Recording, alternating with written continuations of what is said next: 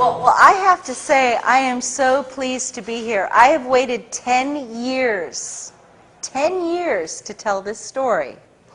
I remember after 9/11, when my CIA handler, Richard Fuse, told me that there really wasn't going to be much of a 9/11 investigation. And we were going to try to keep the people calm. That's what he said. We're going to keep them calm. And I said, what do you mean? He said, well, we don't really need them to know everything that we were doing before 9/11. And I said, well, why? What do you think what do you think's going to happen when they find out that you didn't tell them the truth? Why don't you just tell them the truth right now? And he said, well, that's not really what they want to do.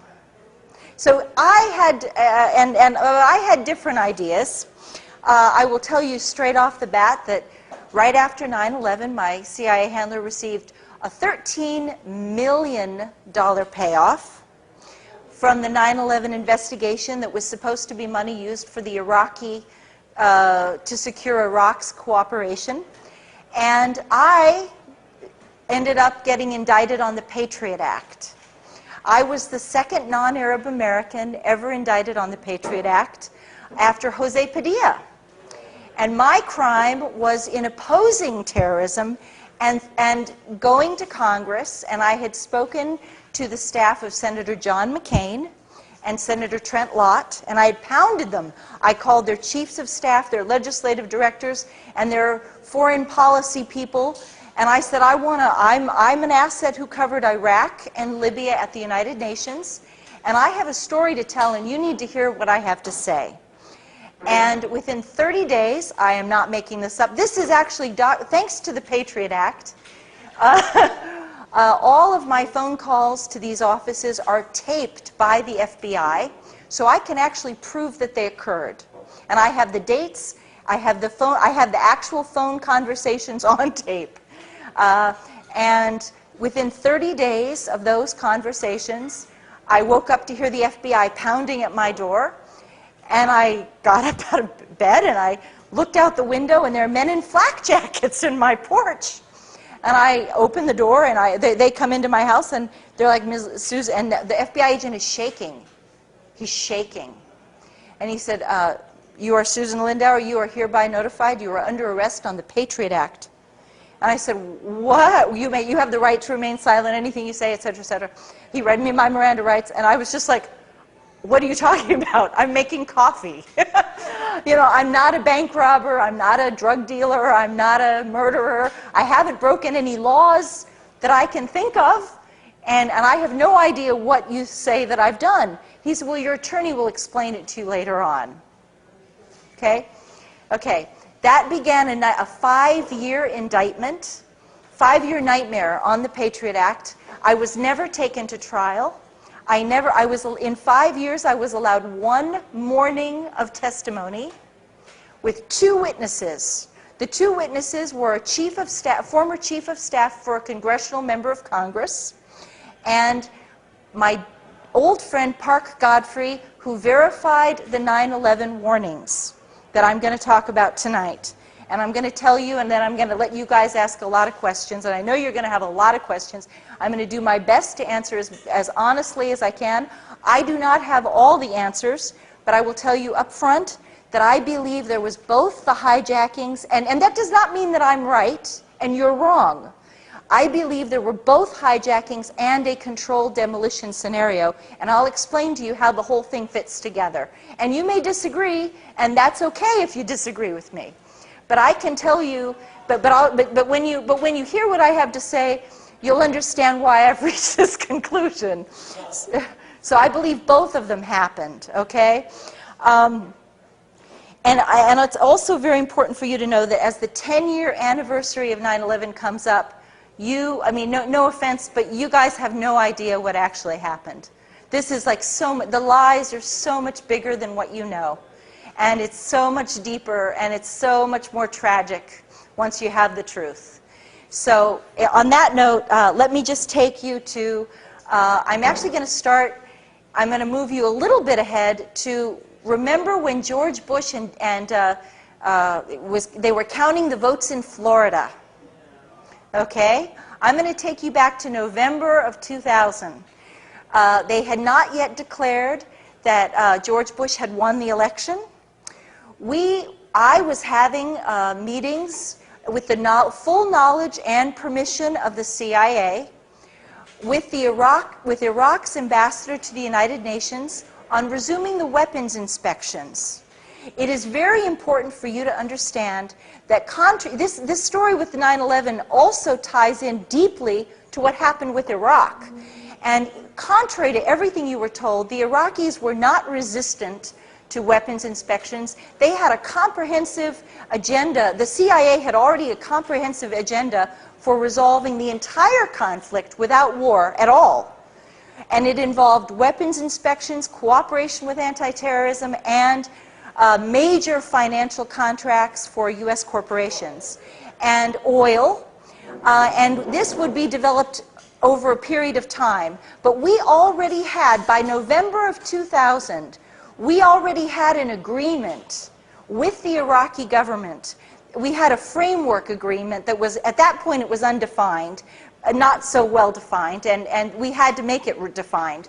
But they had already consented to all of these things. They wanted peace with us. And so by February of 2001, the Iraqis had agreed to invite the FBI to send a task force into Baghdad with authorization to conduct terrorism investigations and to make arrests of terror suspects. This is very important for you to understand. So this is like the background of what you have to know.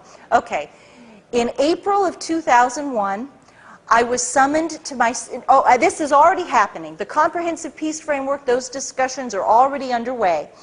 And I am, at this point, the chief asset covering the Iraqi embassy and the Libya house, both of them, I do both of them, and Yemen and Syria and Egypt and Malaysia. But Iraq and Libya are my primary countries.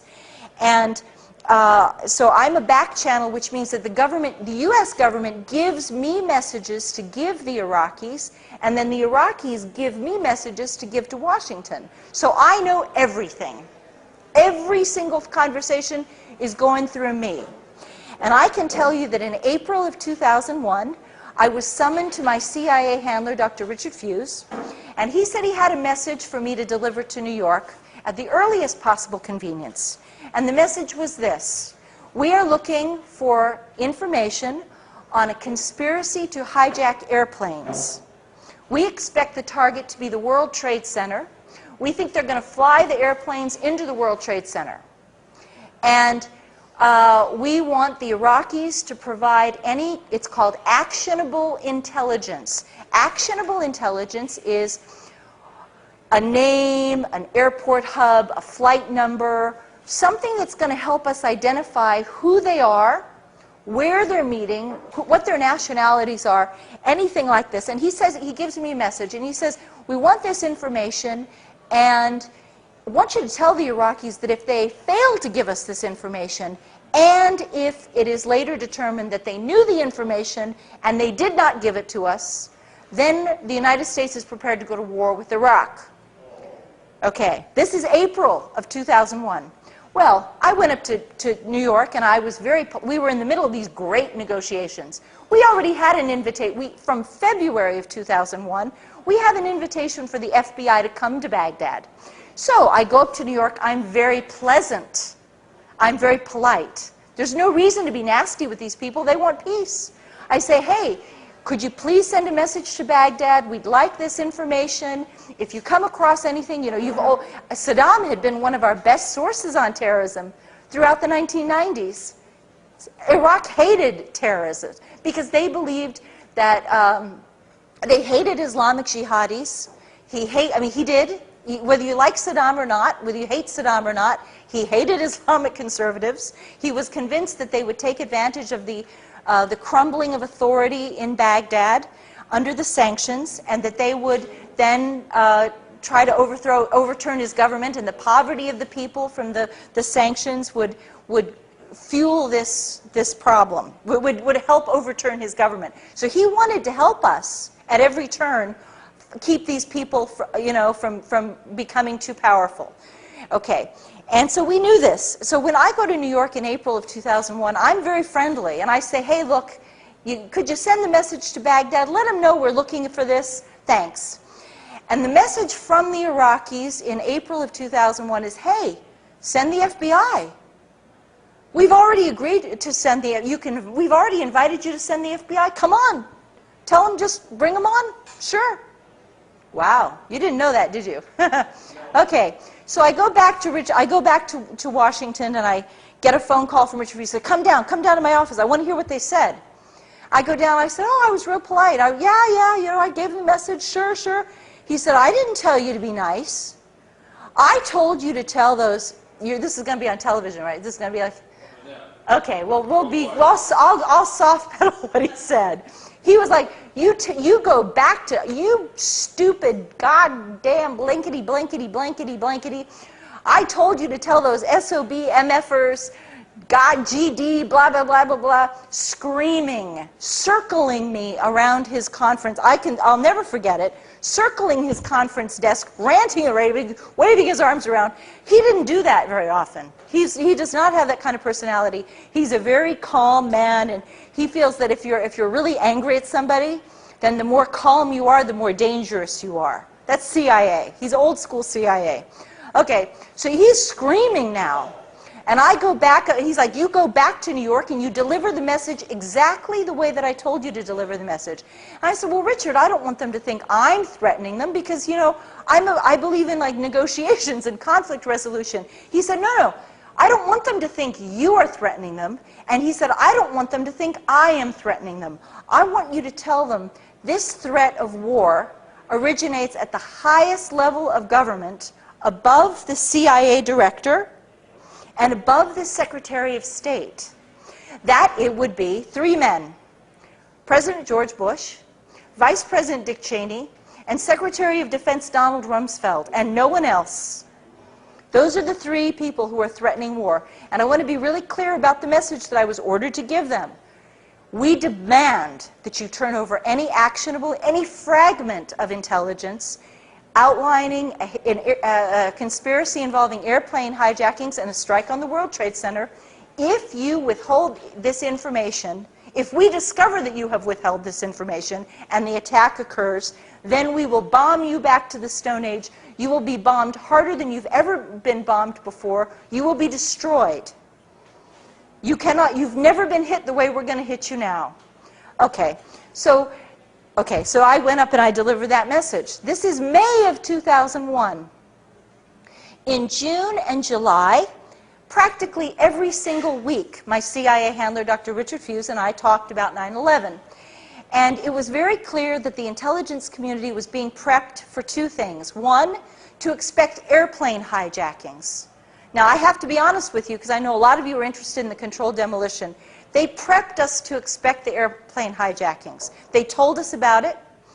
Like my CIA handler demanded that Iraq had to give us this, and they insisted that if it happened, there would be dire consequences. Now, what you're going to see in my book, and we have more copies of my book outside. We've got more here too. There was something else going on that summer that was really beautiful. This peace framework that we had been working on was magnificent. It was turning out just glorious for a peace dividend. The Iraqis were now offering the weapons inspections, which of course the United States had very rigorous standards for the weapons inspections. Iraq was offering cooperation with anti-terrorism to allow the FBI to go in, and Iraq started to offer a lot more. A lot more came on the table. By June and July of 2001, Iraq was offering the United States preferential contracts. Now think about the economy today. Preferential contracts for the United States corporations on telecommunications, healthcare, hospital equipment, pharmaceuticals, transportation. Iraq offered to buy 1 million American manufactured automobiles every year for 10 years. Think of what that would have done to the economy. Yeah. Think about non-dual use factory production. And all of this was because the CIA was like, you know, if we're going to give up these darn sanctions, we're going to we're going to take a pound of flesh with it. They had no, you know, and whether you like the CIA or not, and most of you, 99% of you don't like the CIA, I realize that, of course. But the CIA was doing what it's supposed to do, whether you like it or not. They were taking care of what is in the best interest of the United States government, with the best interest of the United States economy, and they were not going to let Iraq punish the United States. And I hated the sanctions. I was doing this because I hated the sanctions. I was doing it because I thought, because they had destroyed education, they wiped out literacy in a single generation, they destroyed the hospitals and the healthcare system. Iraq performed the second heart transplant in the world, and we wiped them out. Okay? 11,000 people died every month. By the end of 1996, 500,000 children had died of sanctions, and they only counted 5-year-olds and younger. They didn't even count the 6-year-olds, because the United Nations was holding back the numbers.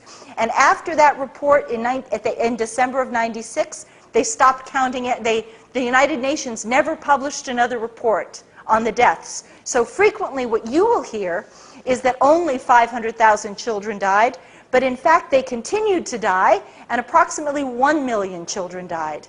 They were babies. They weren't even alive when the first Gulf War happened. This was an offense against, you know, this is genocide. This is a mass genocide. So that's my motivation. But the CIA did not have my motivation. They were out to make sure that the United States was not going to be punished for what they had done. And I was like, and believe me, by this point, we just wanted to get rid of the sanctions. The Iraqis were like, if they'll get rid of the sanctions, you bet. We'll give them anything they want. So before 9/11, you could have had every single thing you possibly could dream of. And if the CIA could have thought of more to ask for, we would have. We would have asked for, it was shameless. Okay, so you have peace that's breaking out in the Middle East. You have the 9/11 warnings. And then in August of 2001, we went into high activity mode. I can tell you the exact day, on August 2nd, and after I tell you this, I'll open it up to questions. On August 2nd was the Senate nomination hearings for Robert Mueller to head the FBI. He was going to be the FBI director. And I was on the phone with my CIA handler, Richard Fuse, and I said, there's not one single terrorism investigation this man hasn't thrown. Oops. That's okay. He threw the Oklahoma City bombing investigation. He threw Lockerbie. And I said, this man should not be the FBI director when this next attack occurs. And Richard Fuse said to me, my God, what if there is no FBI director when this happens? I said, do you think it's that soon? Do you think the attack is imminent? He said, oh yeah. He said, it's absolutely just in the next couple of weeks. He said, I don't want, and I said, well, God, Richard, I'll go back to New York right now, and I'll pump the Iraqis and see if they've got anything from Baghdad. I'll see if they have any news for us. And he said, oh my God, Susan, do not go back to New York City. It's too dangerous. We are expecting the use of a miniature thermonuclear device. And they were not afraid that I was going to be hurt by like falling debris in the World Trade Center. I wasn't going to be at the World Trade Center. They were afraid of radiation contamination, like the winds blowing the radioactive stuff. And that's what he was like, don't go up there. We're expecting mass casualties. And I said, well, Richard, I'll go up the day after. This was I can tell you the exact day. It was a Thursday. And I said, I will go up to New York on Saturday and I'll report to you on Monday, and we'll just find out if the Iraqis have anything to give us. I went up to New York. The Iraqis said, ain't got nothing. We don't know. We don't know anything about this. You keep telling us about this. The only way we know about it is because you're talking about it. But we don't have any information to give you. And if we did, we understand the consequences. We know that if we don't help you, you're going to go to war with us if you think we did. And if there was anything we could give you, we would do it. So I go back and I report that on August 6th. On August 6th, there is a memo to the president telling him that this is a high security threat, that it is an emergency level, that it's imminent. Okay. At my meeting with Richard Fuse does something very important. He tells me that because of my direct contacts with Iraq and Libya, I should be the one. I am perfectly positioned, because everyone likes to think that Iraq and Libya are involved in terrorism to begin with.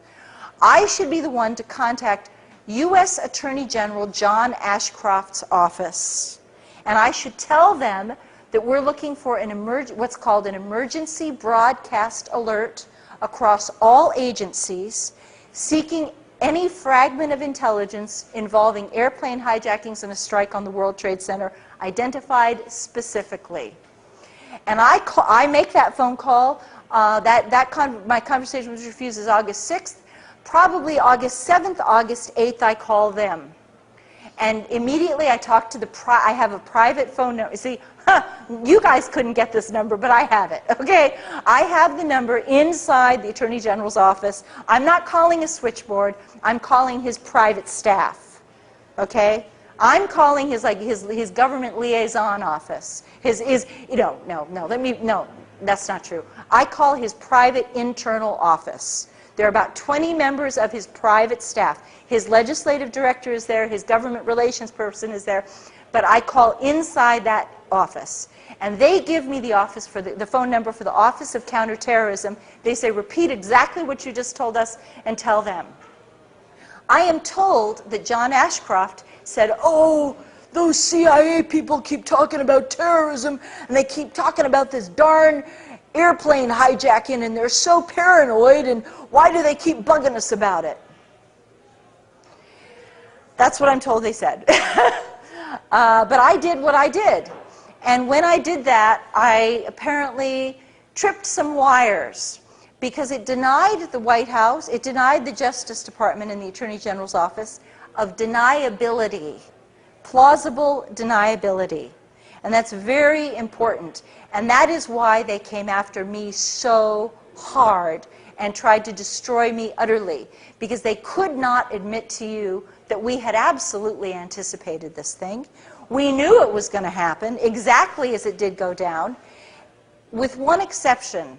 And here's where and then I'm going to finish this, and then I'll open the floor to questions. What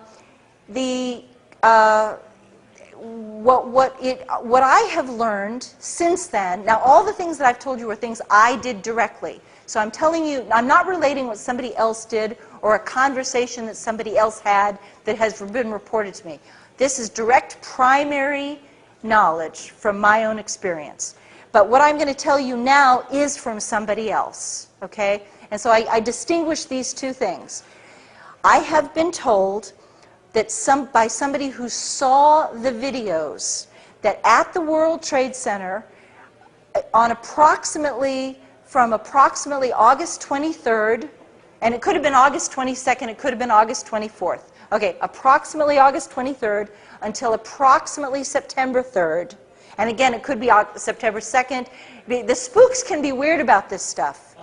Okay, they could say, well, it wasn't September 4th. So no.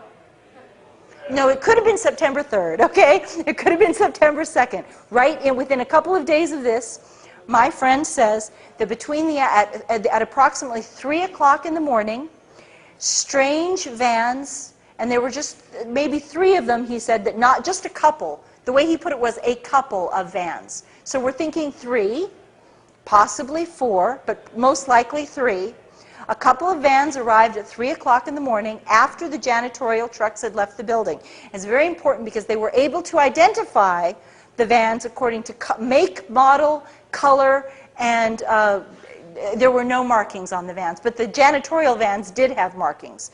And so they were able to distinguish that these are not the same vans. And they know how the janitorial trucks left the building, and they actually tracked the paths that the janitorial trucks took to drive home. Like the janitorial workers were driving down certain roads to get over to their houses, and the CIA, the FBI, the NSA folks tracked those people home.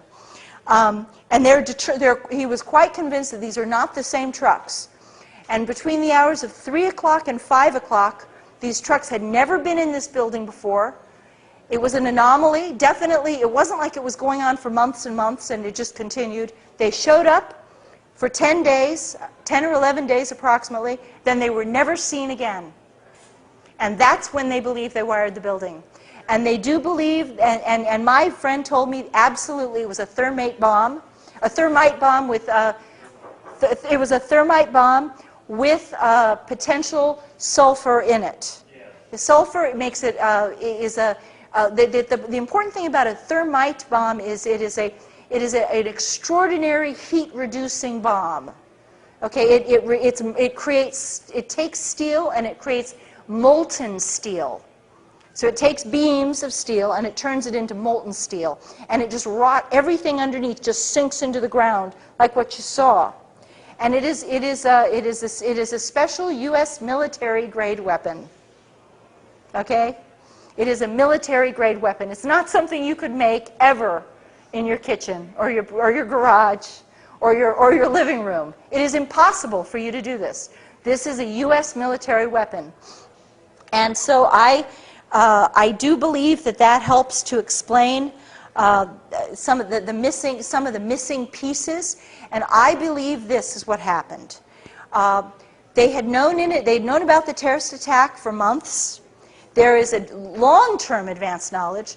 Assets are being watched. The so-called terrorists, whether you want to think of them as whether they're real, Mohammed Atta was an asset trained by the United States government, supervised by the United States government. And I can assure you that assets, and I'm speaking directly from my own personal experience, assets are heavily controlled individuals. I was never dealing with Iraq and Libya without somebody paying extremely close attention to me at every stage, and my phones were tapped. I mean, at some point they had wired my house. When they had the handover of the 2 Libyan men, I went down to my basement the same day that they handed over the men, and my ceiling of my basement had been torn out, and there were cable wires dangling from the ceiling, about a dozen cable wires. And I had a contractor come over to my house, and he said, "Wow, somebody really put a kick-ass stereo system in your house. That's amazing." He said, you have these wires going to every single room of your house, even in your bathroom. And I was like, ew. But yeah, but he was like, he said, it's everywhere. He said, you must have like a stereo system that just, rocks in this house. So anyway, but the point is that assets, there's no way that these assets could have functioned without everyone knowing every single detail of what they were doing. There's no way they could have hidden. They could not have disguised their actions from their handlers. Even if they tried to disguise it, it wouldn't work. Believe me, it wouldn't work. No, it's impossible. Impossible. And so it's more likely that they were using Mohammed Atta to guide the conspiracy, to track the conspiracy, and then they discovered that they were bozo pilots, they were clowns, they weren't any good at this flying stuff, and now they had an agenda. And the agenda was that when this attack happened, they were going to go to war with Iraq. But oh gosh, we've got a problem now. Because the problem is they're not going to be able to do the job. Uh-oh. Oh, what a bummer. We're not going to be able, see, here's the thing about and I'm speaking now, again from experience. The 1993 World Trade Center attack killed 5 people. The bombing of the USS Cole killed 12 people. And once the smoke clears and the catastrophe, the chaos is over, and the noise is done, it's pretty, it's like, it's all, there's not a lot of damage that would certainly not enough that would allow a government, a pro-war cabal, to throw itself into a new war with Iraq, which they wanted to do. They'd already decided to do it.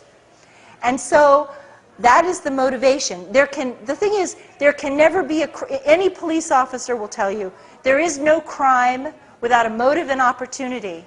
And we had both. So it's not like they just spontaneously wired the World Trade Center. They knew it was coming, and they wanted to make sure that they had maximum damage when it hit. They knew they were going to use the airplanes as the cover to demolish the building. So it's not, a lot of people in the 9/11 truth community have gotten kind of, at first, when I first broke this news, they were like, a lot of people attacked me, and they said, you're saying there were airplane hijackings. No, there was a demolition. And I'm like saying, no, there's both of it. Both things happened. They knew this, they knew the airplanes were going to be hijacked, so they used it as a cover to guarantee maximum destruction, because they already knew the consequence of war. So, there you have it. Sure. And okay, yeah. I forget what you said that your job was. You're a go-between. I was what's called an asset. Right. Okay. I was an intelligence asset. I was supervised by handlers for the CIA and the Defense Intelligence Agency. I was not covert. I was covert from your end. Like you guys, the American people had no idea that President Clinton had opened up a back channel, because they didn't want you all to know this. But in fact, from the very first meetings that I have at the Iraqi embassy and the Libyan embassy, they were told who I was. They knew that I was a passionate anti-sanctions activist and passionately anti-war. I hated the first Gulf War, had protested the Gulf War, and I wanted to do anything that I could to try to create a communications. They couldn't have a formal communications because of the sanctions. They were officially on the pariah list, and yet they had to have some kind of communications and discussion in order to on terrorism specifically. So my question is, you were a back channel between everybody. I find it odd that your boss doesn't talk to the people in the administration. Oh, they did. They send you over there to yell at people. Well, or tell them stuff. I think that he did. I know that he did. I know that he did.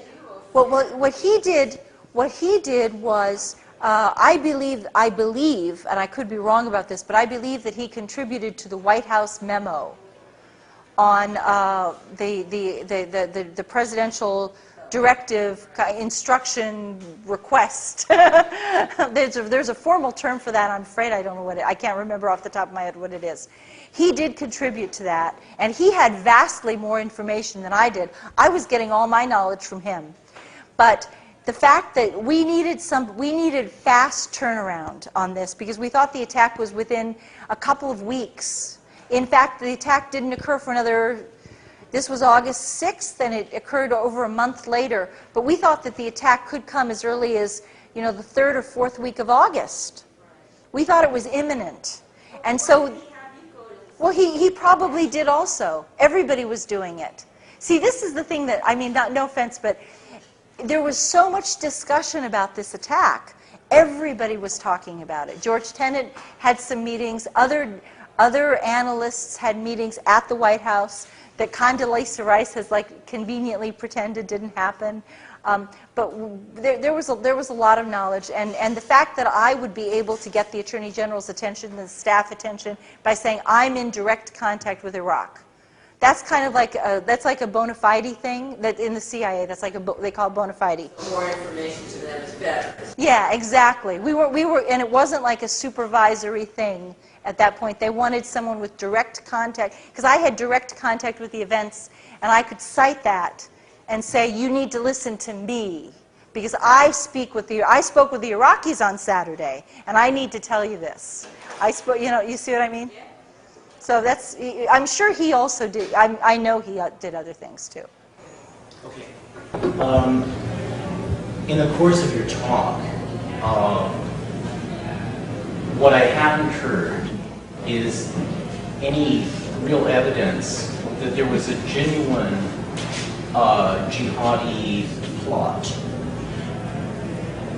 Maybe that's in your book, but you haven't said anything to show me that such a plot existed. In fact, the impression I get from the evidence that you presented about what your bosses were talking about and what was going on in the U.S. government is that the U.S. government was trying to create a predictive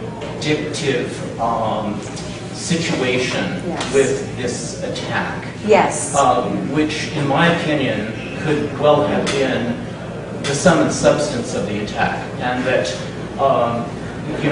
as I said, I haven't seen anything that you said that shows me that there was a genuine jihadi plot. This is a very good question, because it's really questionable that there was a jihadi plot. I do believe there were hijackers. Now, I have to tell you that I do believe there were hijackers.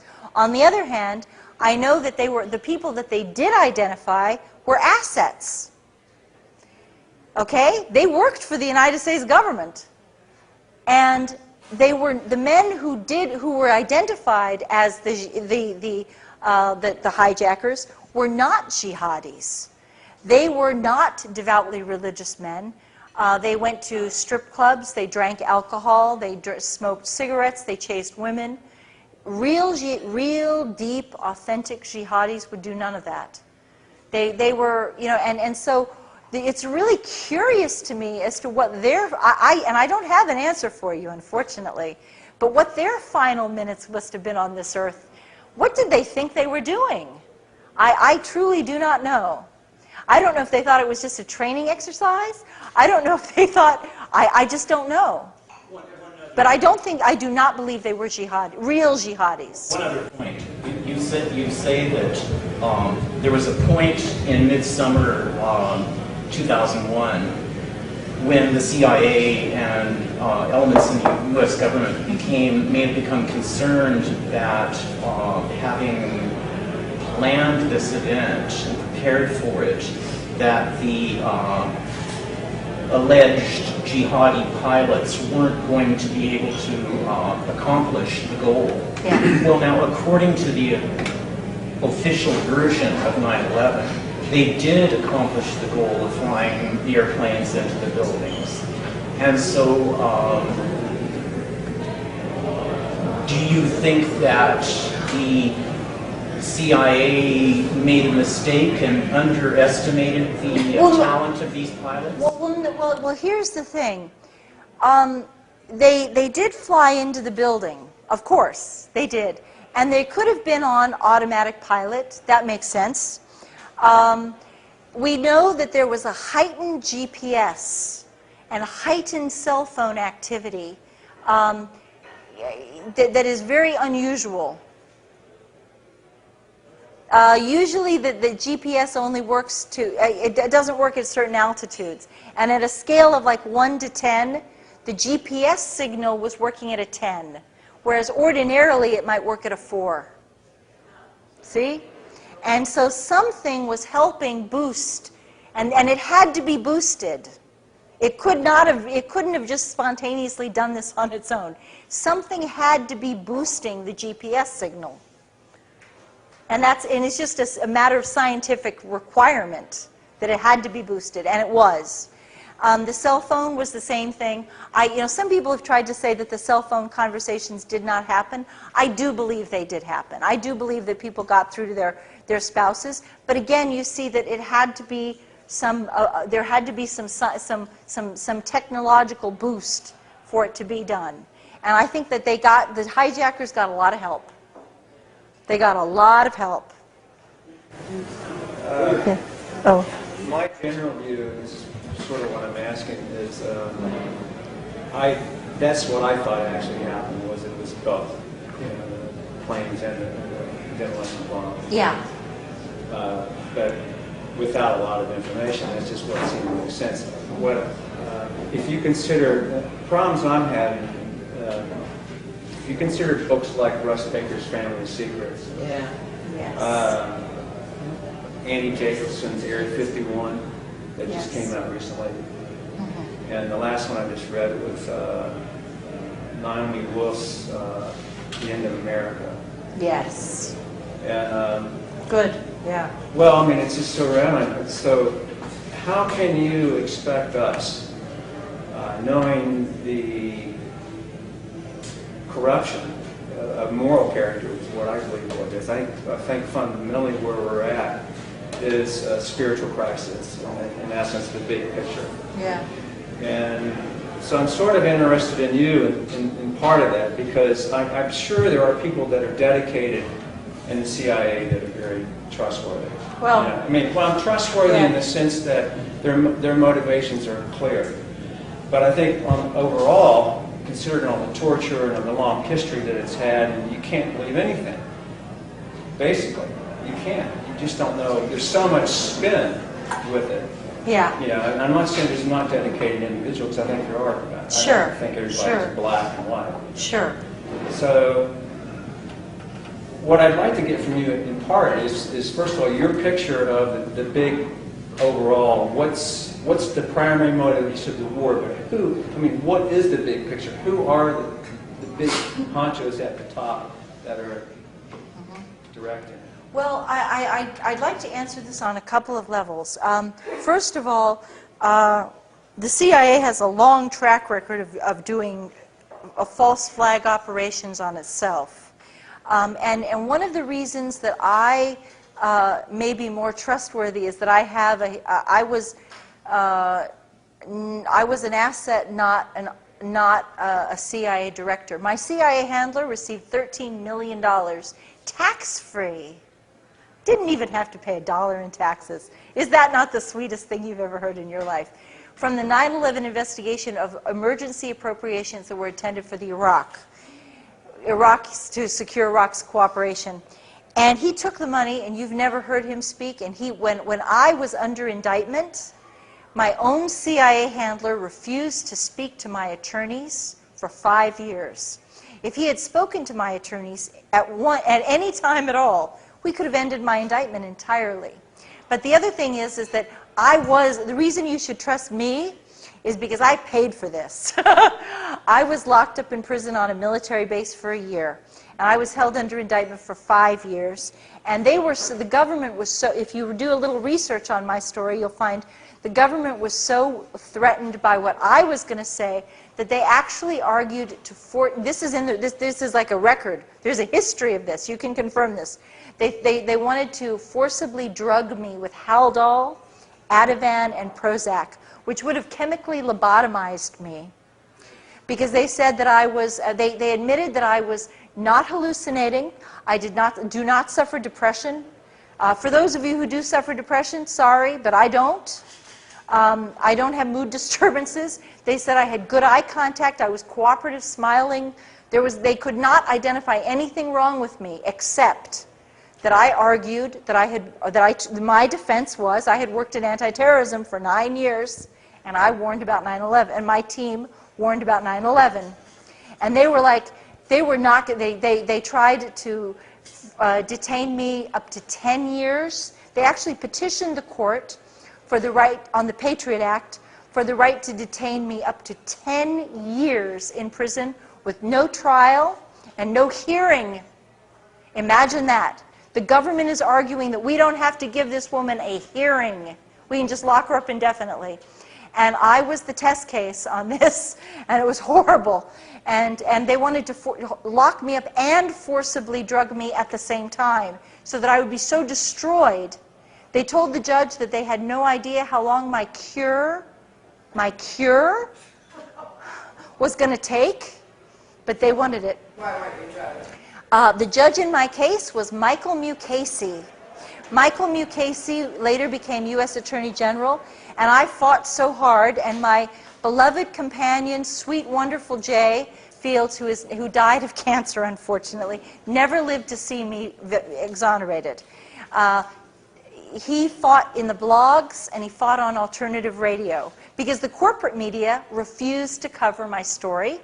They didn't want to tell you what was going on. They said that they implied very strongly that I was a religious maniac.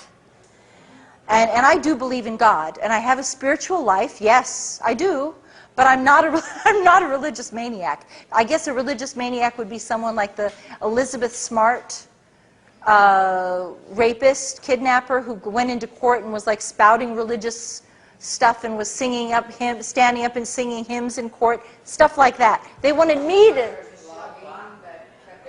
Yeah, it was, and when they realized that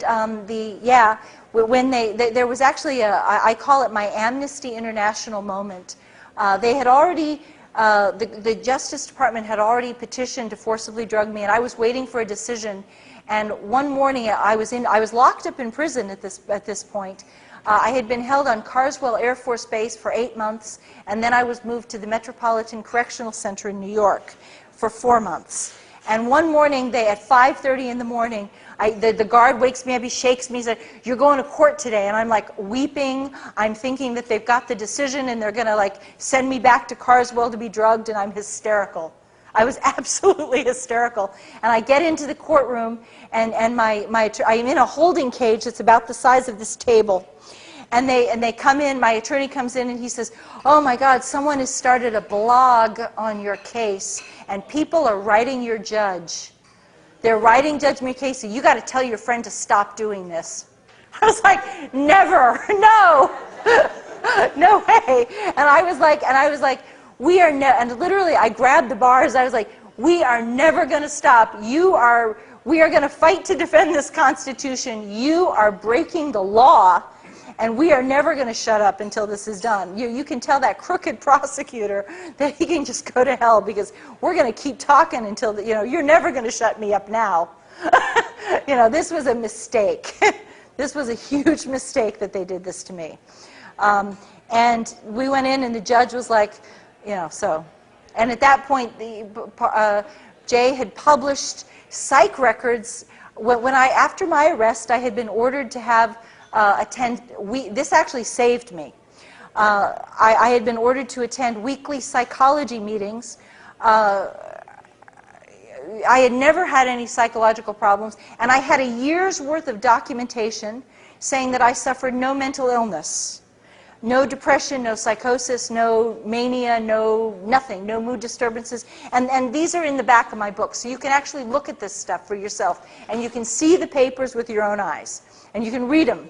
The judge was like, "Well, this is extraordinary. You're telling me this woman is incompetent and she's suffering from this grave mental illness, and yet she has all these records which are on the bloody internet. Why are these papers not in my courtroom?" And the judge was like, "This is just not going to happen." And at that point, I was saved, because the judge was like, "This woman is not cooperative." If I had been cooperative, they would have done it. If I had been passive, they would have done it. But I'm a fighter, and they still wouldn't give me a hearing. And I know how to fight. I'm an activist and an asset. Believe me, I know how to fight. And it was like the Patriot Act was so hideous, so big, so powerful, that there was nothing that they were going to let it break through. But Judge Mukasey also did the financial case on the 9/11, the insurance claims for 9/11. For Larry Silverstein, who went to his synagogue. They both attend the same synagogue. Yeah. Cozy. Very cozy. Did Muhammad Atta willingly sacrifice himself, or didn't he know what was going to happen to him? I do not know. I do not know. See, I wonder about all these things, because I wonder if they thought that it was like a practice, or if they thought, this was just like, I do not know the answer to that. It's fascinating to think what they must have thought. Many of there were foreign newspapers that reported that many of the hijackers are still alive. Yes. I think 6 or 7 of them were reported. One is a pilot for the Saudi Arabian Airlines. I believe one lives in Los Angeles. So there was all this, and then there was the report That's true. Mohammed, yeah. So it doesn't make sense that there were these hijackers that hijacked planes. Obviously something is wrong with this story. Yeah. These people are still alive. I wonder though if it was those. Yeah. I don't have as an asset. This may frustrate. This is probably going to frustrate you. I'm trained to stop where I have. It's very much compartmentalized, and there are certain things that I know from my own direct personal experience that I can tell you, and then there are other things that I'm taught just to draw a line. And it may drive you crazy, but there's some things that I cannot answer because I don't know. And as an asset, I'm told to stop, and always to distinguish what I actually know from what I don't know. And that's one of the things I don't know. Sorry, but I do believe there were hijackings. But to hold on to the story that they were hijacking. Well, and then I have do the believe. hijackers alive. I don't know this. Well, but we don't necessarily know who the hijackers were. We also have other information that some of the serial numbers of the planes were located several years later, as the planes are still in existence. So there's a lot of really very sketchy, strange. Very strange. There's a lot of strange. And then that sort of plane that went down in Pennsylvania with no plane parts. That was shot down. No plane parts anywhere. There was a plane that was shot down, and I know that there was a pilot who shot down one of the airplanes, and he is locked up in prison in Florida right now. What's his name? I don't know. I could get it for you. I will get it for you. I've been told his name before, and I'm actually doing a radio interview with Michael Herzog tomorrow, who's the one who told me about the guy. And I will get that information, and I will pass it to our friend over here, and we'll get that to you. Because he needs help. The last I heard, he was still in, it could be that, I hope he's been released, but the last, and he may have been released by now, but the last I heard he was still in prison, and if he is still in prison, it'd be awfully nice if you guys could help him. Who's to gain, who's to lose? You know what I'm Well, I believe, I mean, the tragedy was that it was so, before 9/11 ever happened, they already knew about this peace framework, and they already knew that they could have, the United States would receive no punishments at all or no punishments. They would not face any problems because of the years of support for the sanctions. The Iraqis wanted the sanctions off so badly that they were going to give the United States everything that they could have wanted. So this is even going on before 9/11 happens. And they were going to give them, 1 million American-made automobiles every year. Telecommunications, that would be satellites, phone, TV, the CIA could have been, snooping through all the Middle East phone conversations. It was crazy what they lost. Healthcare, hospital equipment, pharmaceuticals, just on and on, just amazing things. Oil. Yeah, they could have had everything, even oil. And the only group that wasn't going to benefit was the military-industrial complex, because this would have been peace. This would have been a very prosperous peace. Believe me, the CIA was driving a hard bargain.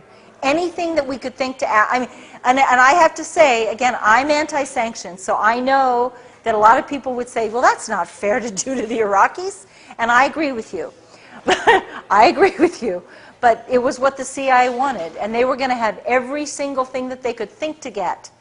And they wanted, and at the same time, we all knew that it would have to be tremendous to appease George Bush, because he was out for, the Daddy Bush fantasy, this delusion. It was a delusion. But the one group that was not going to benefit was the military-industrial complex. And they were going to be the big losers in this whole thing. They were not going to be able to have their wars. They were not going to be able to sell their military weapons systems. The $400 billion, we wouldn't need all for this equipment or that equipment. They wouldn't need any of it. And so they were the losers, and they were just too powerful. Okay, this isn't actually a question, but a brief comment. Okay. We were talking about the Pennsylvania Flight 93 crash, alleged crash. Yeah. And I just want to say that anyone can claim to have, any pilot could claim to have shot down the airliner. That's easy to claim something like that, but did it happen? And I just want to point out that not only was there no plane debris at the alleged crash site, but neither was there a debris field anywhere else. And we know from incidents like Lockerbie that when a plane blows over land, it leaves a debris field. But there was no debris field to be shown. Well, it's also the Pentagon. It's also the Pentagon. I do not believe that the Pentagon was hit by an airplane. I mean, they're saying all that debris suddenly was magically just removed. There was no airplane there either. So it's, there's still a lot of questions about 9/11 that I cannot answer for you, and I'm sorry. I wish these are good questions you're asking. And it's not like I'm trying to blow you off. There's just some things I don't know. But hopefully I'm going to give you enough new information that you'll be able to, put some more pieces of it together. You mentioned your compartmentalized structure of the agency. Yeah. And I think that's pretty well understood how one person can be sitting here working on a project, the next person's there, and they can't, they're not allowed to really look at what the other one's doing. Yes. In light of that, I think you're probably aware that it's been documented there were somewhere in the neighborhood of 25 military drills running on 9/11. Yes. That is absolutely unprecedented.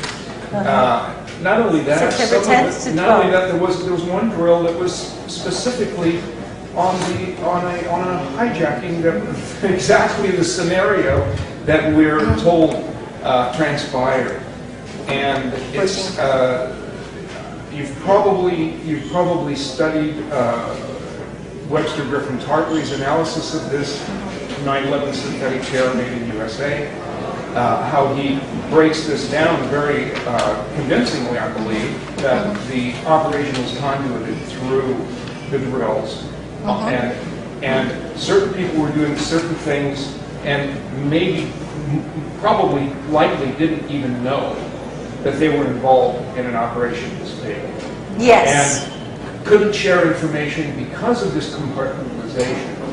And I'm just wondering if you've had an opportunity to talk after all of your ordeal with anybody else who was able to confirm any of this. Well, I will tell you that the 9/11 conspiracy is based on something called Project Bojinka. And are you all familiar with Project Bojinka? Okay, Bojinka was designed by Ramzi Youssef, who was the mastermind of the 1993 World Trade Center attack. And he conceived that in his grand scheme, 11 airplanes would be hijacked and would strike different targets all over the United States. The World Trade Center would be one, and then they would hit the White House, they'd hit the Justice Department, they'd also hit like Chicago, they'd hit Los Angeles, and throughout the whole country there'd be strikes. And the military discovered this when they found, or the CIA discovered this when they arrested Ramzi Youssef in the Philippines in 1995, and they found the blueprint for this 9/11, what became the 9/11 attack, on his computer. Okay, and he called it Project Bojinka. And at that point, the military began to run simulated counter strategies for what you would do if there was an airplane hijacking scenario that was attacking various targets throughout the United States. And one of the targets was the Pentagon. And then the Pentagon said it was too outrageous that nobody would actually attack the Pentagon this way, so maybe they should drop the Pentagon scenario, so they did. But even though they had rehearsed Project Bojinka, on 9/11, on September 10th through September 12th, NORAD was on high alert doing military exercises because allegedly the former Soviet Union, the Russians, were doing their military exercises, so we timed our military exercises allegedly to theirs. And they were supposed to be on heightened alert just in the course of practice. They were supposed to be on heightened alert for any invasion of sovereignty of airspace, sovereign airspace, on those dates. And yet, even though the military was on high alert, they took no action when the airplanes were hijacked, and they didn't scramble. They didn't do any. They broke all of their own protocols. But weren't they mostly sent up in directions away from the There you eastern go. seaboard? Yeah. Yes. And they sent one jet.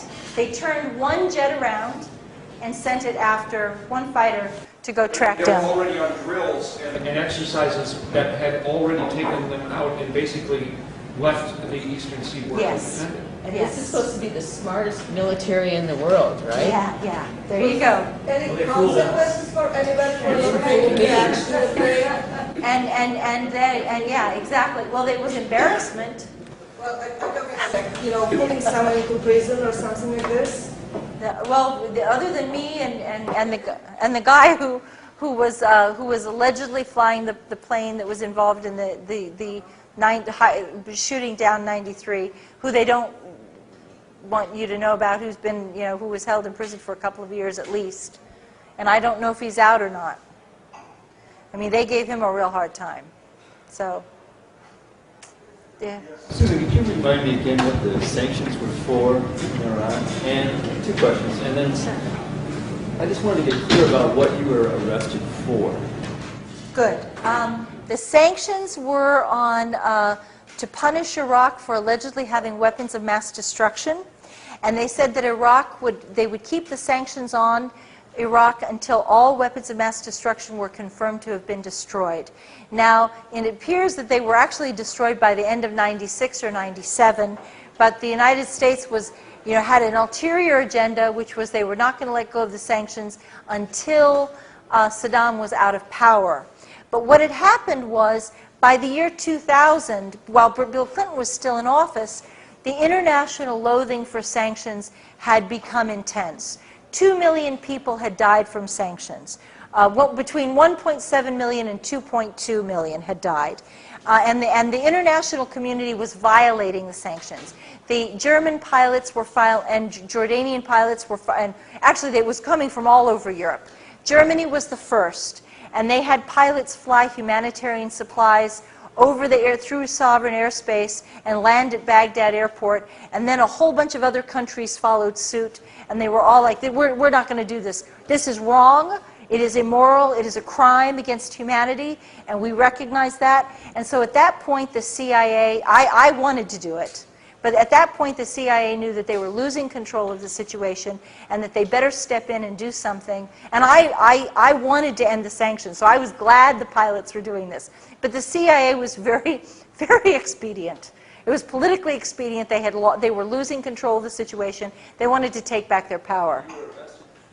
I was arrested for, I was accused of several things. One, I was accused of acting as an unregistered Iraqi agent because I had delivered a letter to my cousin, who was the chief of staff to George Bush, telling him that the war in Iraq would be catastrophic, and begging him and outlining several of the consequences, like democracy would throw power to Islamic fundamentalists, and there would be a rise of terrorist attacks, and the Iraqi people hated the sanctions, and they would hate America for having done all this, and if they could get their hands on America, it would just be a very ugly, brutal occupation, and they'd fight us.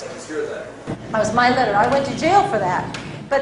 And they also accused me of they called it unlawful financial transactions.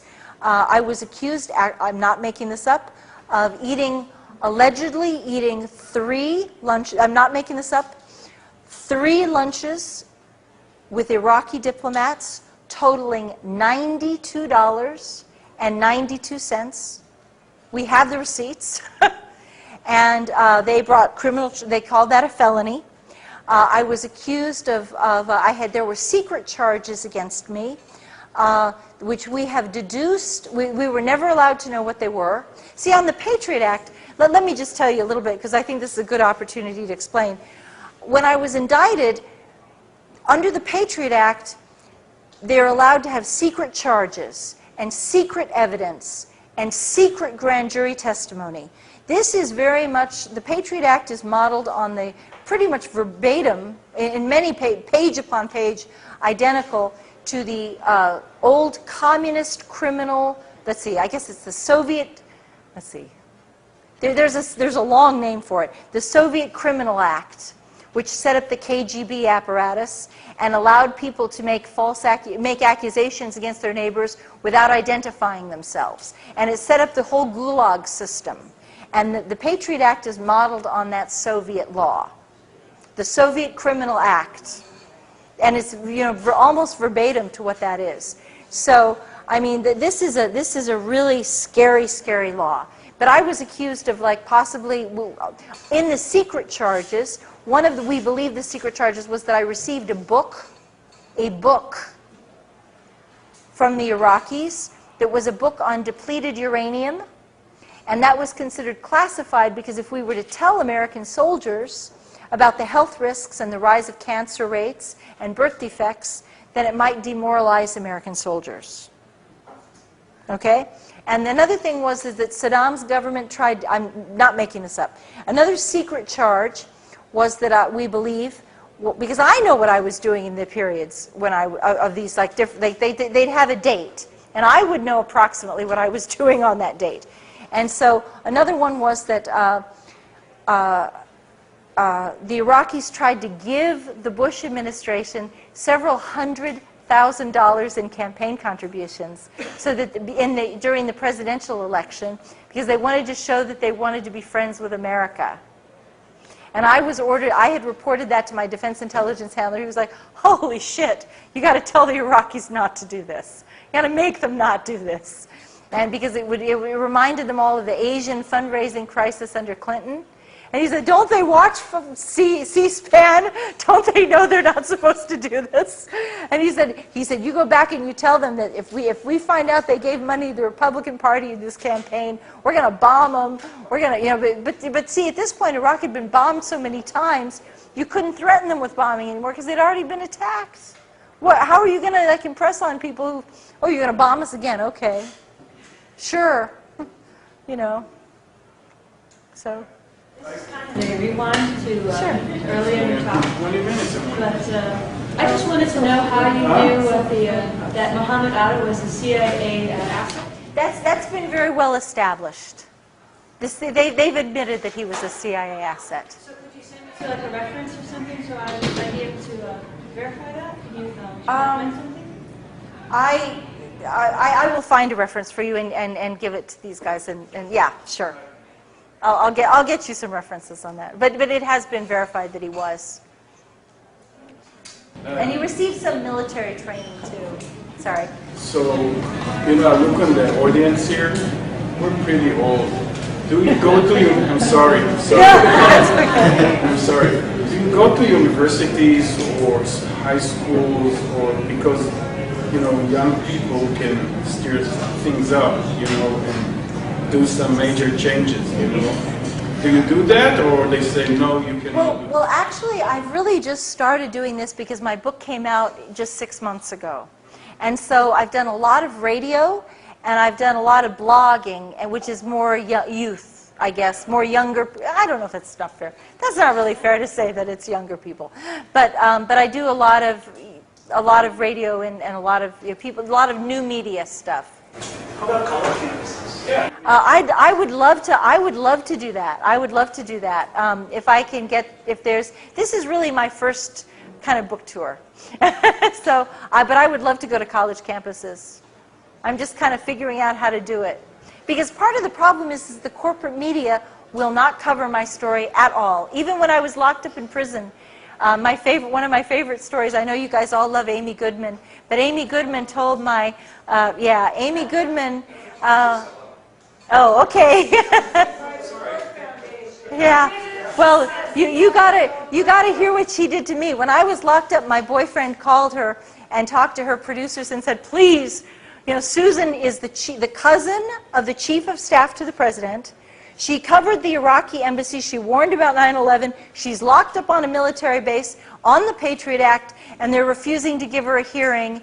And she was the chief asset covering Iraqi pre-war intelligence. The government is saying that she's incompetent, and they're saying that that assets were incompetent, and yet she's accused, and he gave her the letter, the Andy Card letter, and said, she wrote this letter, and she turned out it was right on all fronts, and couldn't you please interview her? Couldn't you do a story? Please help us. And you know what she did? She said, well, maybe her attorney thinks this is a good strategy. We wouldn't want to upset things for settling the case. She's been told to stay away from the story. Yeah, but she did. She took it, she did it herself, and she's to blame for it. And I will tell you, I will never forgive Amy Goodman for that. And my boyfriend was like in tears. He was weeping. I mean, he was a retired Navy guy. And you guys, Navy guys don't, I mean, men, he's like, some men don't cry. He cried. He broke down in tears. And men is hard for some men, not all men, some men cry. I know that, but he did. He was really upset, and he was just like, she won't do this, and he was just like heartbroken.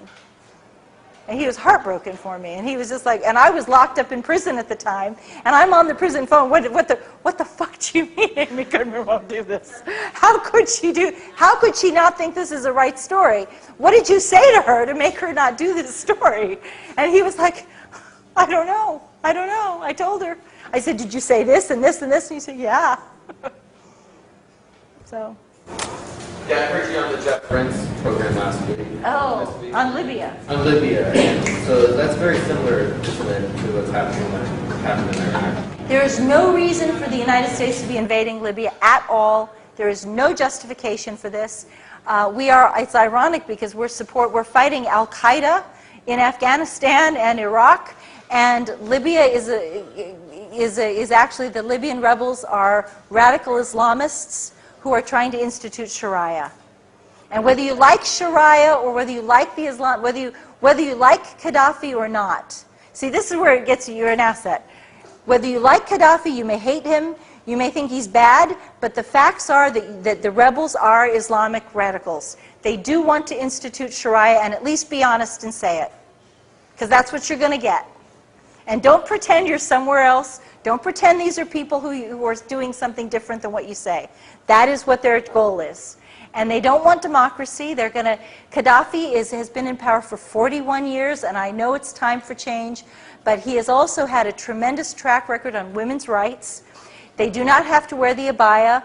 They are free not to get married if they don't want to. They are free to get, women are free to get divorces if they want. And when we talk about Sharia, what I mean is that the Libyan rebels want the women to wear the burqa.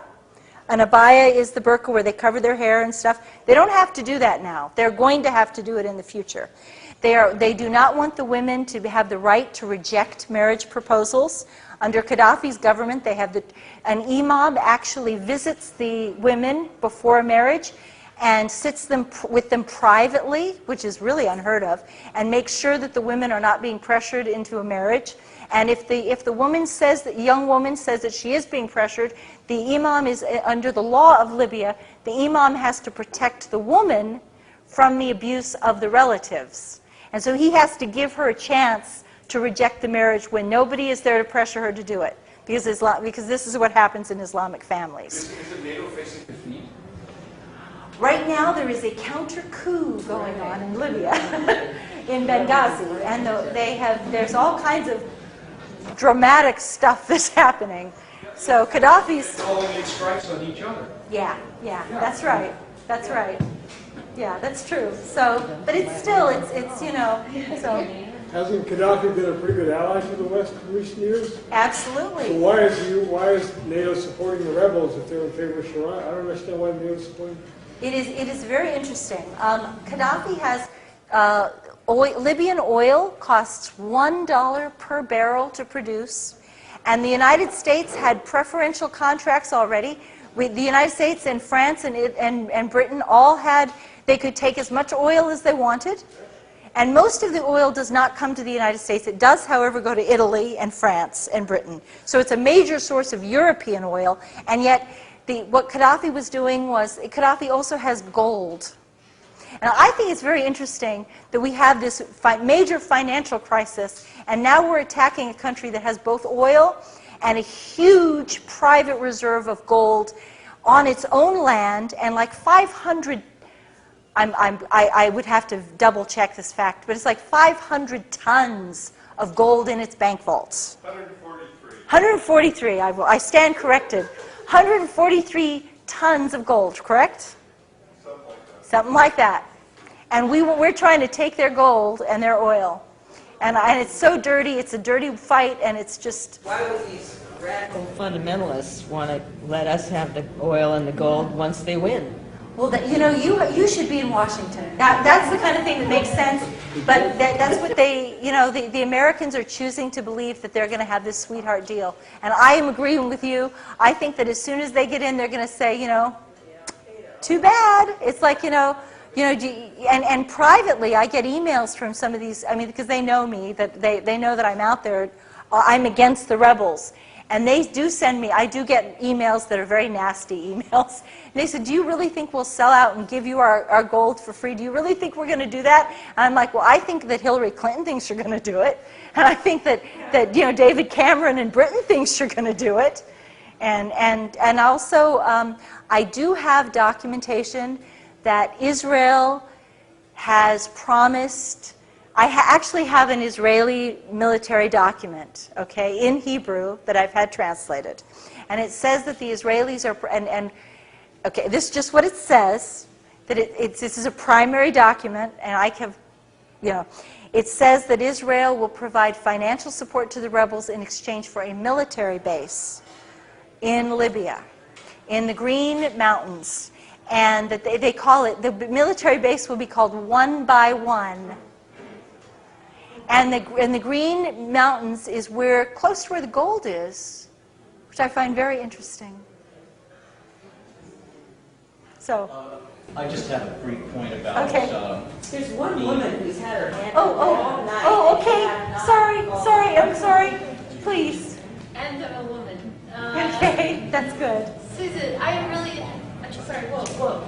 I'm very interested in your constitution, how you're dealing with all of this. I've been really impressed with all the interviews I've heard, and how you seem to be like a really grounded, confident, yet buoyant person. And I don't know, just hearing what you have, like a sense of humor and a sense of irony. I like to think I have that, but how do people go through what you've gone through? Like all, are people we know being called into grand jury, being put into what's that detention called with the communication center detention? That is a very scary. And Bradley Manning, like when it gets that bad, like how can we be sure that people can still stand up and talk like you are today? Well, I'll tell you, when I was locked up in Carswell, I cried every day. And not when I first went in. I was there supposedly, when I first went in, I was told it was going to be 4 months and then I'd be released. And the first 4 months, I was okay. Because I was like, I'm going to get out of this, and I'm going to tell, and boy, am I going to have a story to tell, and they're not going to shut me up. But when they refused to release me, and I realized that I was not going home, and at that point, they dropped the bomb on me that they were trying to hold me indefinitely.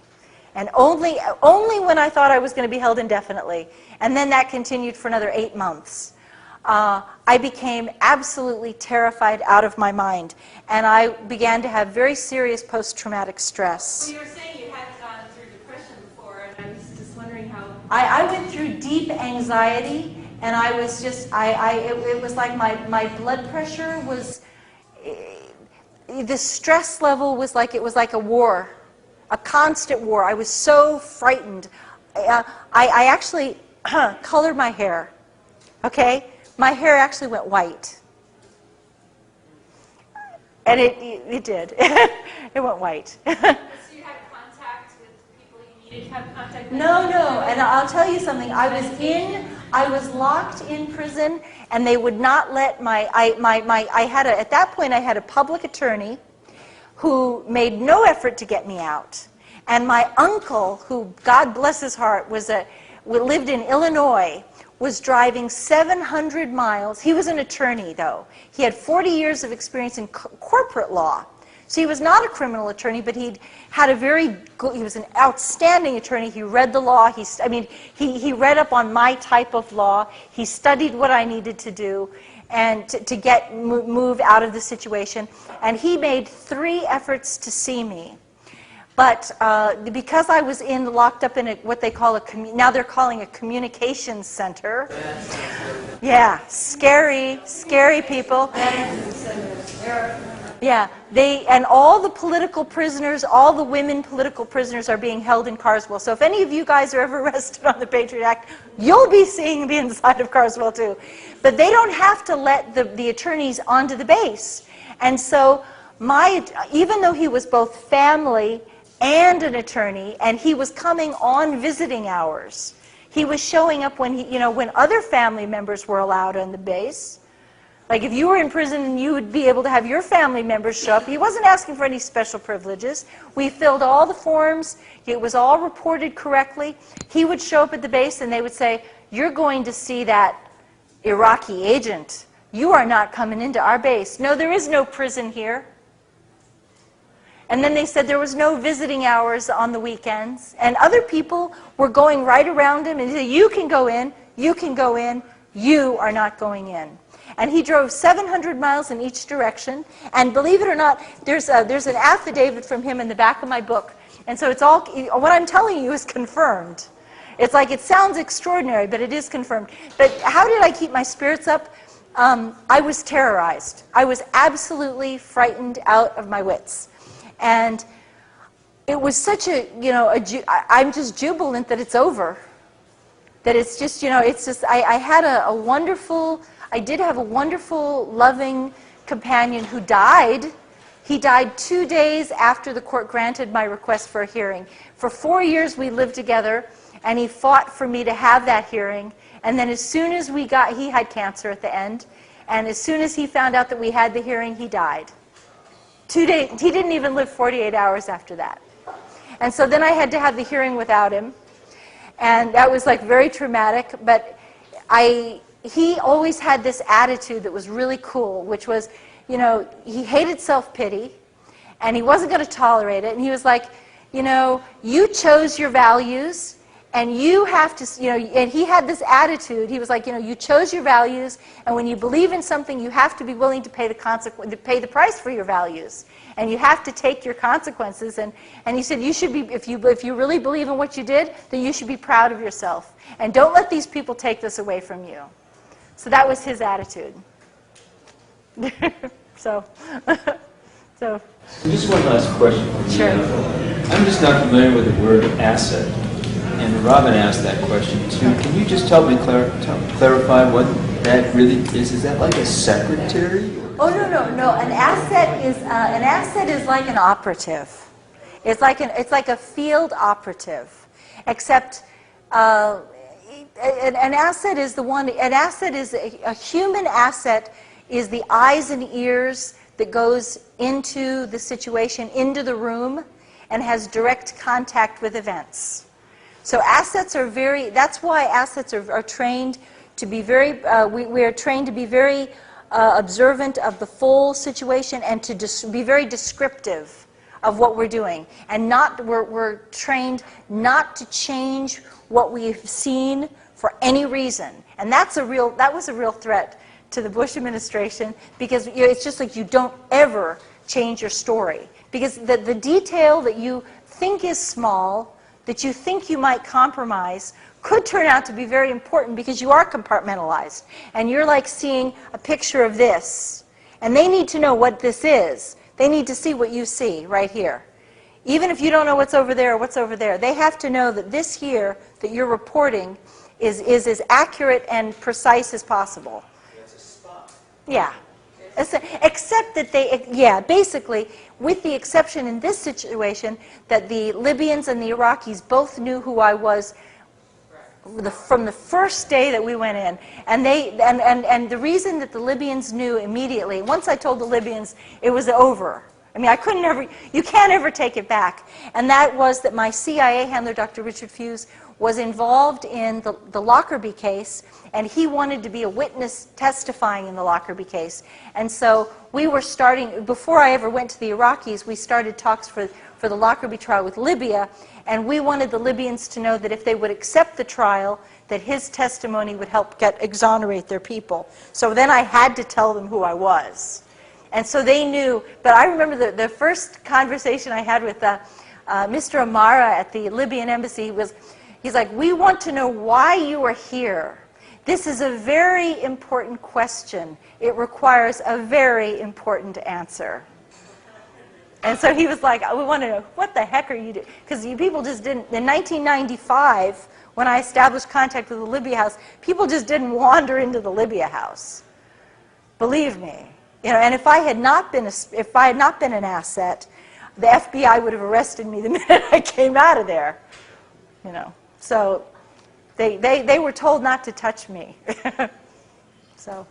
After you were locked up for a year, and then it was 5 years total that you weren't allowed to say anything? Well, 5 years I was under indictment. Okay. So when you're under indictment, anything you say can and will be used against you in a court of law.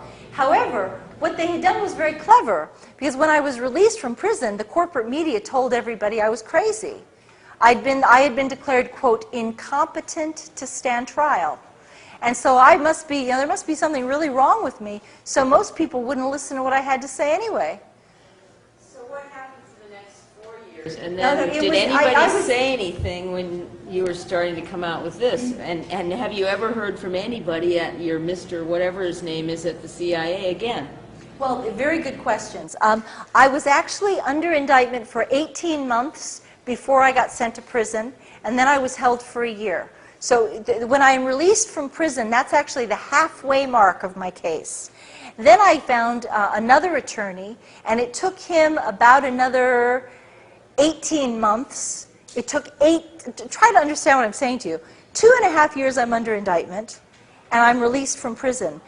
For another 18 months, the court refuses to grant me a hearing after I've been released from prison. Because I get another attorney, he says, I can take her case, I can work with this woman. As far as I'm concerned, she is competent to help me assist in this defense. She is capable of assisting in her own defense if I'm taking it. He went into court, he stood in front of the judge, he assured the judge that he could work with me, this was not going to be a problem. Because the reason anyone's declared incompetent is if they're not capable of helping their attorney in the case. U.S. Federal Court, Southern District of New York. The first judge was Judge Michael Mukasey. He then retired, and a new judge took over, Loretta Preska. Her husband worked for Daddy Bush. There's a surprise. So after that, what happened until now? Oh, and then so we did have the hearing in June of 2008, right before the presidential election in November. And we had begun doing radio, people like Michael Herzog at Oracle Broadcasting, Republic Broadcasting. The internet radio was giving me a lot of attention. And they were and they were helping to defend me. And when we had my witness testified in court about the 9/11 warnings, then it exploded out more. But again, the most people, but on the internet, people who pay attention to the internet do know this story. And then they began to talk about it a lot more.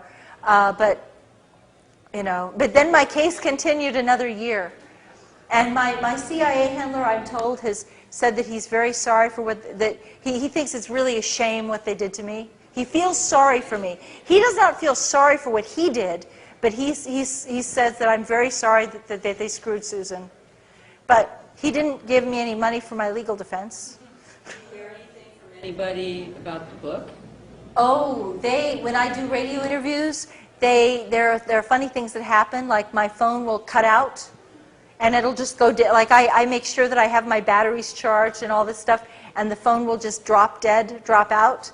And just the battery will just disappear. Or if they can't kill the phone call, sometimes there will be a loud beeping noise. Beep, beep, beep. And all the way through an hour interview without stop. It'll just continue all the way through. Directly came up and threatened your publisher? Or... Oh, well, I have had to self-publish it. Okay. Because the corporate press was they're like, no one wants to hear about 9/11. No one wants to hear this. And then we were afraid. We did have some smaller publishers who were willing to take it, but we were very much afraid at that point that a smaller publisher would be threatened and then they would close the book and they'd stop it. And so I decided that the safest way to go forward would be to self-publish it, and with my hopefully, by the time you realize I've got 700 footnotes, I've got the documents in here, I've got, the affidavits in there, and now I'm safe because no one has sued me, no one's threatened to sue me, and so hopefully in the future, if I write a second book, then hopefully they'll pick up this one and both of them will be distributed. So, thank you.